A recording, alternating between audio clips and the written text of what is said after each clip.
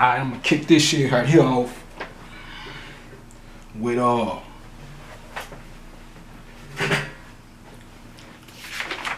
to go back to where I was talking about Moses in the veil and all that. Well, I guess I'll read the start from the top then. Alright, on her who manifest in the two characters of Ma and Shu in the address to the God, it is said, thou blowest the divine barge off with a favorable wind in that name which is thine of the goddess Ma, which is the mother, Ma, mother. Thus Ma, the goddess of truth, law, and justice, is here identified with Shu in a feminine character. The feather of on her also reads both Ma and Shu as light and shade, or and Shu as shade. But after all, the origin said the feather on her also reads both Ma and Shu. Ma as light and Shu as shade. But after all, the origin of the name is of little importance compared with the traits of character. The female character Ma Shu has also been assigned to Moses. There is a tradition reported by Sweeters that the Hebrew lawgiver and author of the Jewish laws was a Hebrew woman named Musu, which is equivalent to Mashu in Egyptian. Shu is the very personification of light and shade. The name reads both light and shade. The dual character of the God is to be read in the face of Moses, who wears the glory on it when in presence of the Lord up on the mount, and who covers or shades his face when he turns to speak with the people in the valley. He likewise is the personification of light and shade.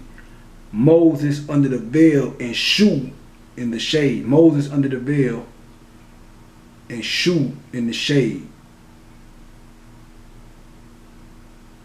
Moses wearing the glory of God upon his face is Shu, who sits in his father's eye, the eye of the sun.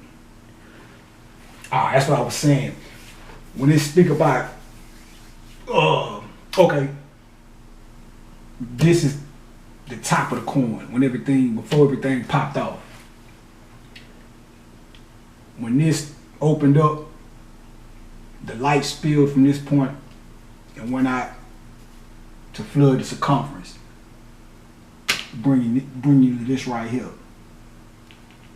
Now that's Moses. When they speak about Moses with the glory on his face, this is what they speaking on right here. When the whole circumference is filled up, and then when they speak about the skin of Moses or seeing Moses' face, that's when all this light retracts and then shoots out of here. When the light retracts from the center, or from this point right here, then goes back, leaving that dark, going back, leaving that dark, going back, leaving that dark, with the mountains, each one of these being a circular mound, a mountain, going all the way to right here, and then shooting out in a circle, creating the zodiac, or creating the 7 orbits of the planets, and then after that the zodiac, the center goes back to looking like this. But the difference is, in the beginning, when it was looking like this, before the light flooded, this was melanated waters. It was more of a liquid form, or goop, or slime. After the light all retracts and shoots out the circumference, it leaves the shade. Basically, you have the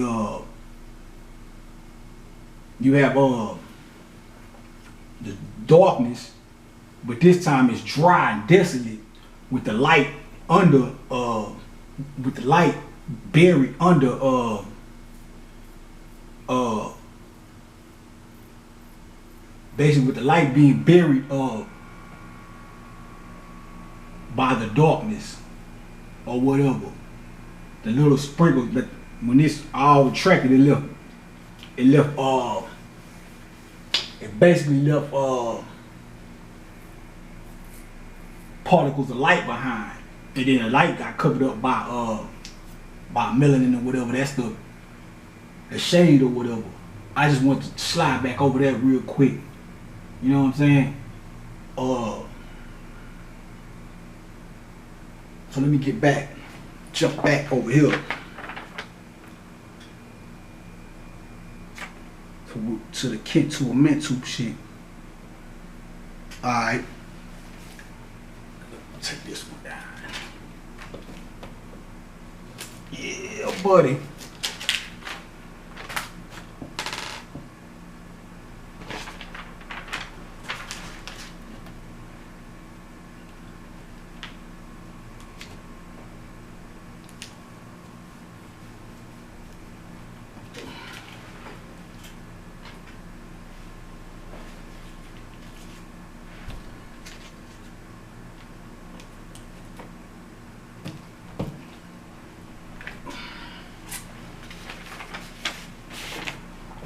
Alright, so it says, oh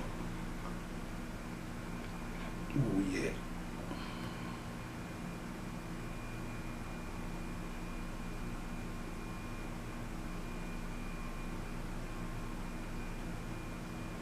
Alright, start right here. And certain of the extra biblical features of the Mosaic mythos, the lower Egypt of Amenta is plainly indicated as the real land of Exodus. For example, when Moses went into India, he and his army enjoyed the light of the sun during the nighttime. And this could only occur in the lower earth, which the sun illuminated by night. So with that, and that's another thing too, when they speak about that, enjoying seeing the sun at midnight.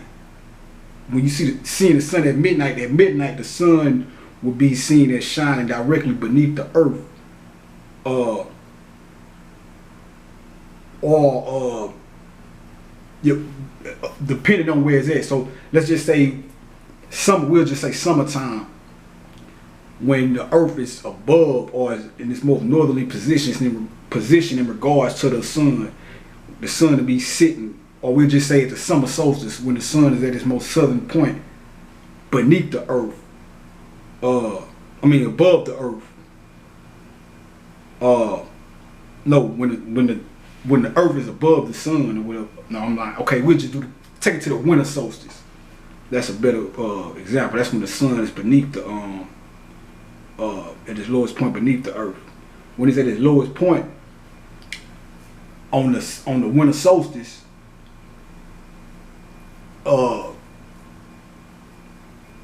at 12, the sun will be lined up exactly with the opening of the earth right here, and it'll be shining directly through there.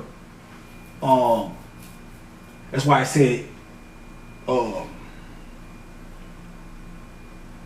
in India, Sindhu and Hindu each represented the Kentu. No, hold on. He and his army enjoyed the light of the sun during the nighttime, and this could only occur in the lower earth, which the sun illuminated by night. So which that's a great example right there too, because the summer solstice would be if you was to look at a year, the way you would look at a day, the winter solstice would be 12 o'clock midnight. In the summer, so when the sun is at its most southern point below the earth, that would be 12 o'clock midnight. That would correspond to 12 o'clock midnight in a day's time. And when the sun is at its most northerly point above the earth, that would be 12. That would correspond to 12 o'clock high noon in a day's time or whatever. So and ultimately, seeing the sun at midnight is really the sun behind the sun. See, this is Sirius right here. When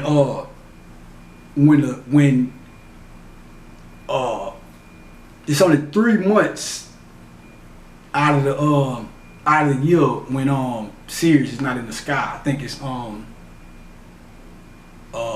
January, February, March, or something like that. It's like it started a little bit after Christmas because it's in the sky during Christmas. The stars on the belt of Orion, the 3 stars on the belt of Orion point to Sirius.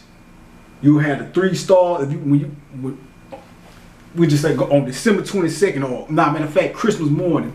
If you go and look in the northeastern sky, you will see the 3 stars of Orion, and then line right up with them, you will see star Sirius, and all 4 of them would be pointing towards the point of the horizon where the sun is about to rise up. That's where you get the whole thing about the 3 wise men.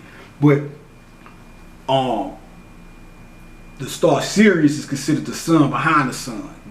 The light that the sun gives off is a reflection of the star Sirius. That's the star that all this shit come from. That's why I'm telling you, the sun was created by being absorbed by star Sirius. When they shoot the light out, it's still, when they shoot the sun out, it's still light within that darkness. Just like when all the light came from here and went up, it left behind a particle of light or whatever, or it left behind that seed of light. So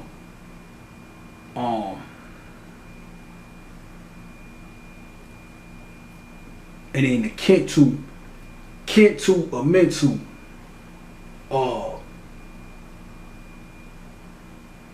two in Kemet means heels. These are your heels. And then the key, or the key would be the middle. That's the key and the 2.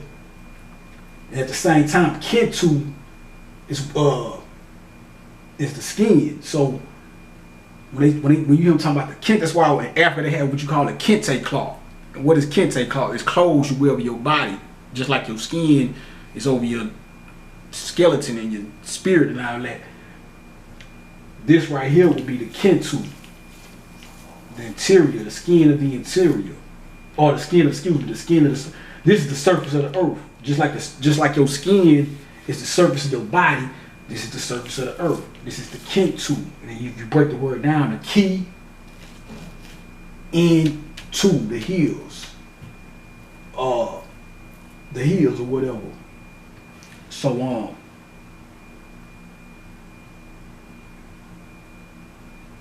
it says India. Hold on, right. That is the land of Amenta. India, Sindhu, and Hindu each represent the Kentu, which is the name of the interior. Thus, we identify the mythical India with Kentu, and Kentu is the interior within the earth where the sun shone at night. So that's also the bottom too, or whatever. But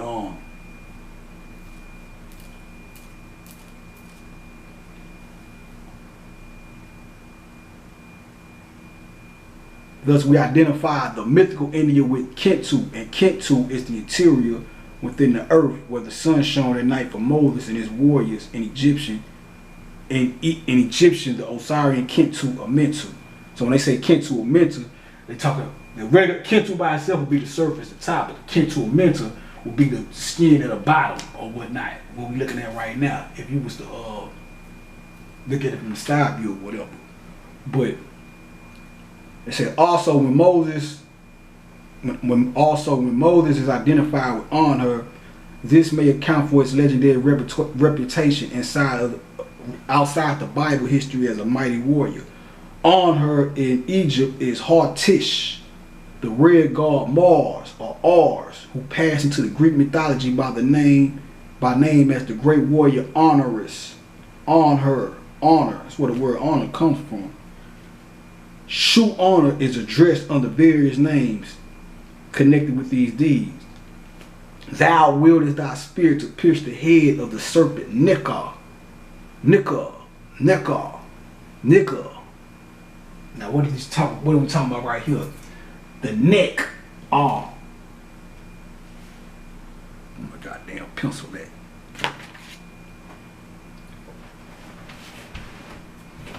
Something about this point. I'm trying to really, when it's all said and done, this shit is gonna be as above, so below. So it'll be a triangle on this side, the Great Pyramid, and then under the Great Pyramid, leading to the shaft, it'll be another triangle. But I think when all this shit first went up, I think this you at the top as a pyramid, and then this one was still rounded off. Because if, like I said, you got the neck, the A, R, representing the light going up, and then the U. So this part will be sitting. Remember when I told you when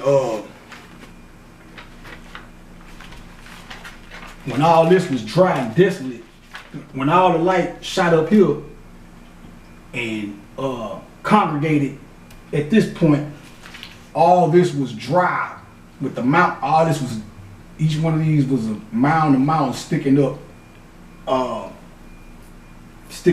with the dry valleys in between.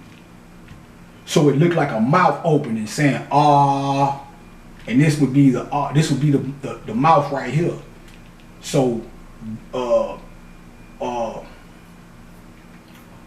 it wouldn't be open until the lightning flash and strike it open or whatever.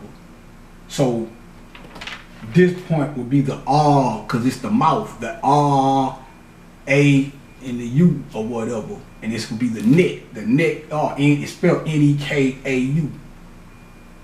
So and just like I was saying,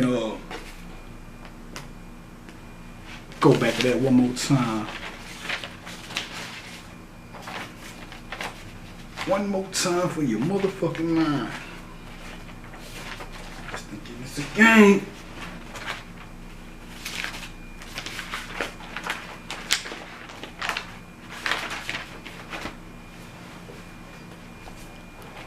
Where the fuck is that at?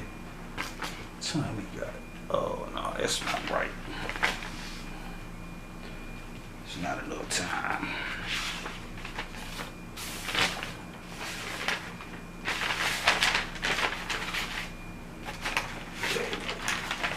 Damn, I need to get that shit out so I can record longer.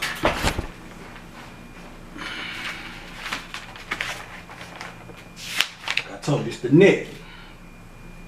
Take it back.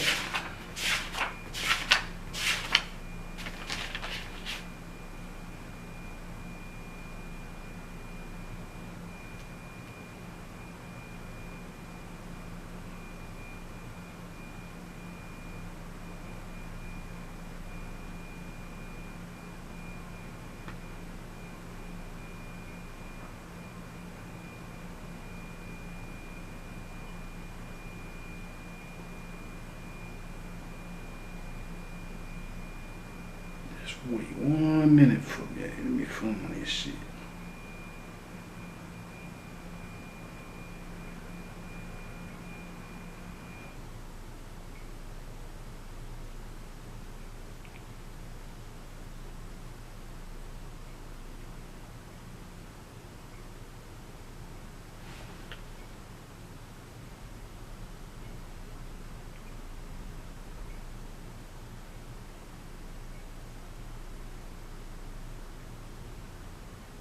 Oh, here we go. This is the condition threatened. Now, mind, I'm just jumping around real quick. But this is the condition threatened in the book of Job for the wicked. He shall go to the generations of his fathers. They shall never see the light.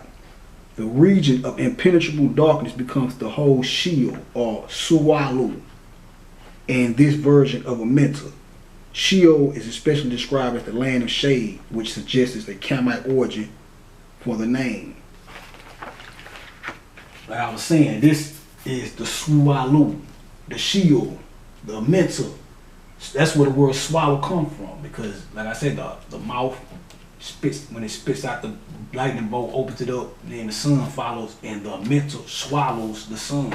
Sualu, Sualu. So damn, I keep a lot of time for me. Let me get back to this here though.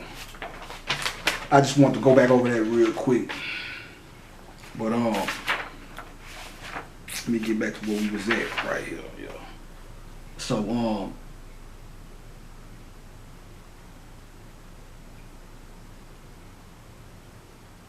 also, when Moses identified with on her, this may account for his legendary reputation outside the Bible history as a mighty warrior. On her in Egypt is Hard-Tish, the red god Mars or Ars, who passed into the Greek mythology by name as the great warrior Honor. Shu Honor is addressed under various names connected with his deed. Thou willest thy spirit to pierce the head of the serpent Nika, in that name which is thine of the god provided with horns. Thou seizest thy spirit and overthrowest the wicked, in that name which is thine of Horus the striker. Thou destroyest the arm of Takinta, in that name which is thine of the double abode of Ra.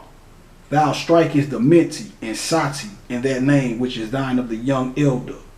Thou strikest upon the head of the wicked, in that name which is thine of Lord of Wombs. What are they talking about? Should have noticed by now. When all the light retracts, shoots out. When all this light retracts from the center, it shoots out here, shoots out all four ways, creates the zodiac and all that. All this, I'm gonna keep over and over, I'm gonna keep saying it. All that light gonna shoot up. The 8 and the 1 out, it's gonna all combine. It's gonna shoot that thunderbolt out, pow. Then it's gonna strike the head when it spit that fireball, which is gonna become the sun out. Boom! It's gonna strike the head, the neck out, strike the goddamn head, come down, bust all these open. This is the turn, like I was telling y'all in another video, this is turning the water into wine, crushing the grapes. These are the grapes, the vine press. When it gets right here, and I got some shit I wrote down the other day too. I ain't write down the other day, but I found something I wrote while I was taking notes over the past couple of years. And I don't know what part of the goddamn book I got it from, but it said, I am the, find that shit. It says, I am the lifter of the motionless arm. So, like I was telling y'all about how, as the sun was coming down here, the earth was raising up. This is the motionless arm. Because when all that melanin came down, like I was saying, it petrified and became still or seemingly motionless or whatever. So while up here, while this arm was working and all the light was moving and making shit happen, everything down here was motionless. So when that sun was coming down, the earth was lifting up to the point to where when the sun made it to this chakra, the earth had to lift it up all the way to a point to where this chakra was right here. So by the time the sun made it to this chakra, that chakra was sitting right here, but the earth lifted up. So you had the sun sitting in that chakra. This, when they say Ra overthrew Apap, Apap would be the earth. When it overthrows Apap is when the earth shoots off. When the sun and the earth meet right here in that chakra. That's the red guard. It's the root chakra right here. When he overthrows Apap, the earth blows from off top of the sun and goes into its orbit. And then the moon comes from off the top of the earth and goes into its orbit around the earth. And the sun sits at this position. That's King Kong versus Godzilla. Godzilla would be Godzilla. If you look, what do Godzilla? Don't Godzilla shoot laser beams out his eyes and shit, or electricity out his eyes? What I tell you happened when all that energy shoot up here? First thing you do is shoot the lightning out. This is God. The Earth is the Godzilla, but Apap, the reptile. So when the sun occupies this position, then the Earth goes into its orbit. The moon does what it do. That symbolizes it's overthrowing. So it's like the sun is throwing the earth into its orbit. It's overthrowing the Apap monster. At the same time, causing the waters to spring up and drown and bring an end to the drought on the surface area or whatever. So much time I got left, man.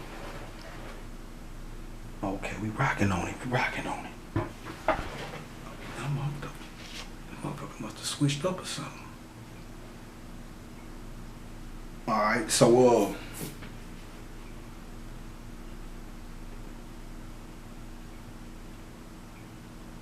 let me see.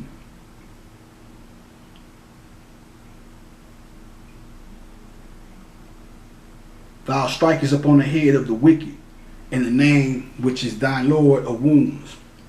In one rabbinical legend, it is related that when Moses was condemned to lose his head for killing an Egyptian, the Lord permitted that his neck become as hard as a pillar of marble, which caused the sword of the executioner to be rebound and kill the wielder of the weapon. This in the mythos is the state of the justified manes in the mentor who prays that his neck may be invulnerable at the block of execution. In the Hebrew martial, this man becomes a man called Moses. So it's basically telling you how they took that part from the book of Coming Forth by Day, where in the book of Coming Forth by Day, the manes or the person traveling through the mental prays that his neck may be invulnerable at the block of execution, or prays that he's worthy of, for lack of a better phrase, salvation or whatnot. But fragments of the ancient wisdom survive in foolish looking legends. And that's what I was telling y'all about the other day. Mary had a little lamb. When all that light goes up, and this becomes all that water that followed it up here frees up and become the moon. That's the lamb. Had a fleece that's white as snow, the white ice and all that shit. Miss Mary Mack, silver buttons up her back, all that old shit, man. All this shit is comes from somewhere. But let me get back to this. The rabbis relate that Moses was born circumcised. So the calf ape is said to have been born in the same condition. It is born circumcised, which circumcision the priest adopt. Now, Shu, in one of his diverse characters, is said to have taken the form of a calf ape. See, I was telling y'all the other day about the army. There go the ape.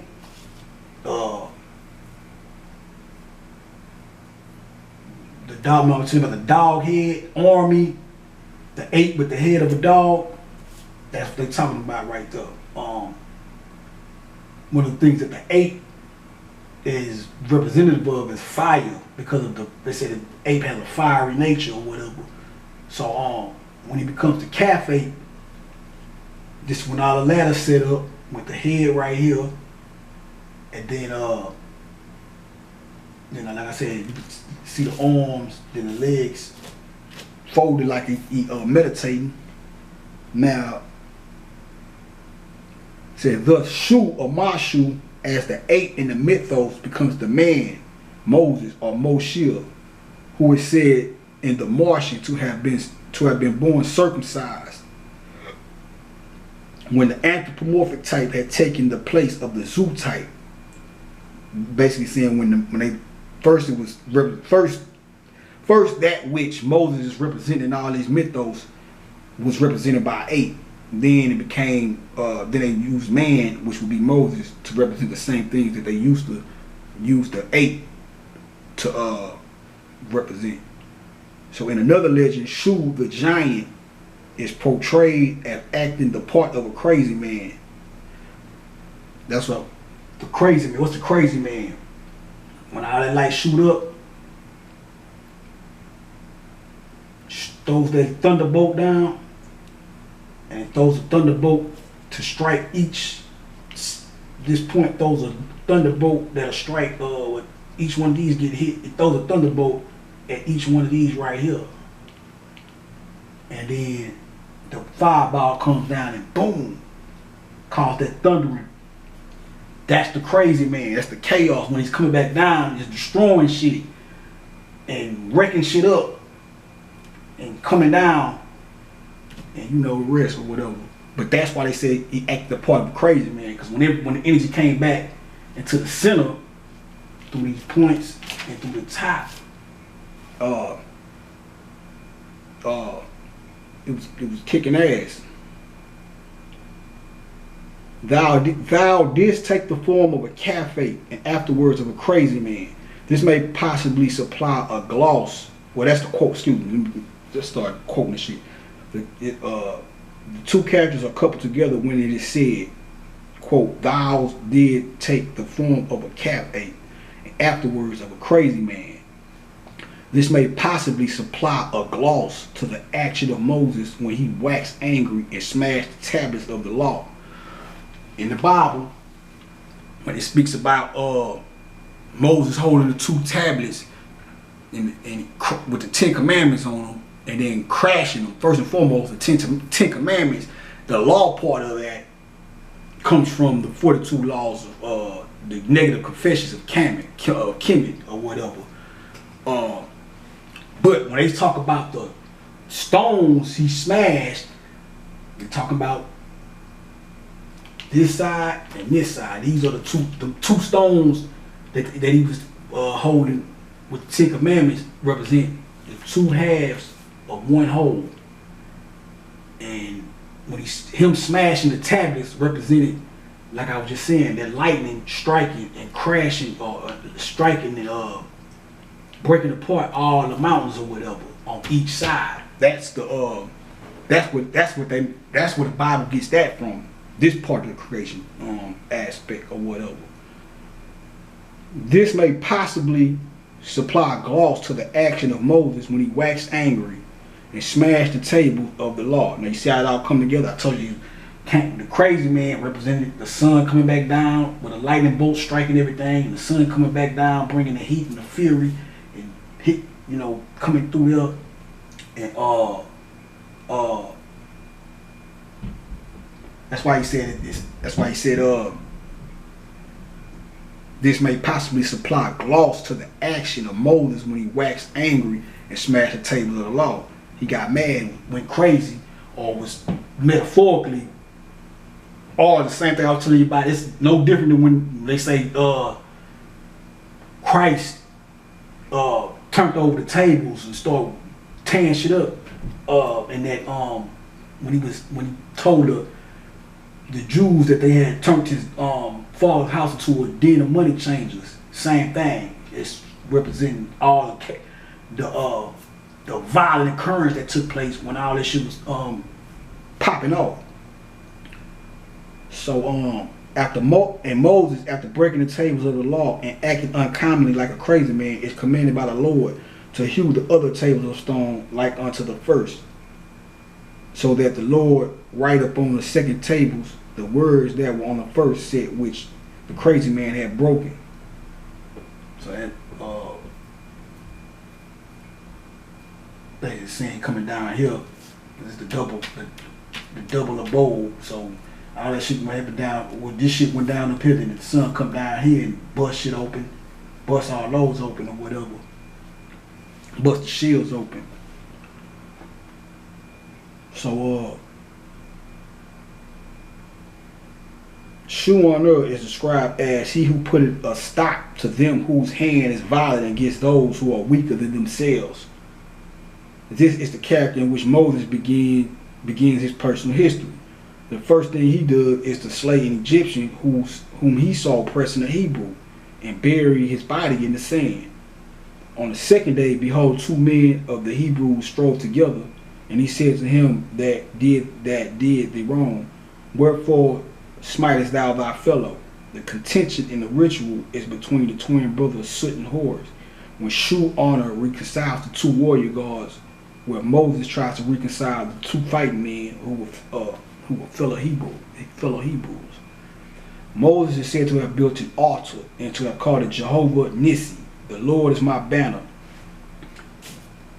Basically telling you that the earth is an altar. This, to say the least, is suggestive of a title of honor, to whom it is said, Thou comest here upon the stately stand, and that name which is thine of being in thy stately stand. or on the standard am.ot. Now, one of the names of Horus, or one of his other names is at or ot. At. Okay. What is at? Well, if you look at it, the capital A will refer to the center, which will create the big A. The little a is the particles of light that flood the circumference, and get it to be a little bit more particular about it. When all that light shoots out and it's still leaving it leaves particles of light in the darkness or whatever. So we were looking from the top before they was covered up. You would see little particles of light spread throughout the darkness. Same way you see that little light right there, it'd be like that all through here. Those would be the little A's or whatever, or the little particles of light. So at the A and the T. A and the T. But more so with this, it'll be the little A's that are crucified or over the circumference of the T.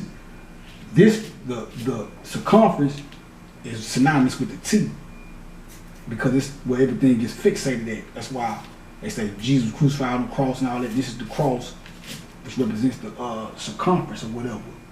So when you look at a map and you trying to find out where a nigga at, what you do? Or you trying to find out where something is at, you get your map and you look. And if you're trying to get somewhere, you get the map and find out where at on the map. Wherever you're trying to go, you find it on the map. And this would be, or the cross would be the compass of the map. When you're trying to find out where motherfucker at, you gotta look at the map and find out where they micro dotted or where they at. You know what I'm saying? Drop the low on these niggas. At Horus, at AT. The small lights or the small versions of Osiris that are spread throughout the T. AT. And the am when they were talking about the amic or whatever, that's the arm or aim or that's the vibration or whatever. Let me see something, man.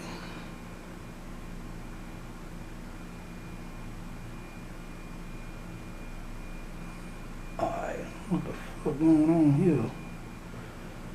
Let me just see where this shit go, cause hold up, nah, something ain't right. Cut this short real quick.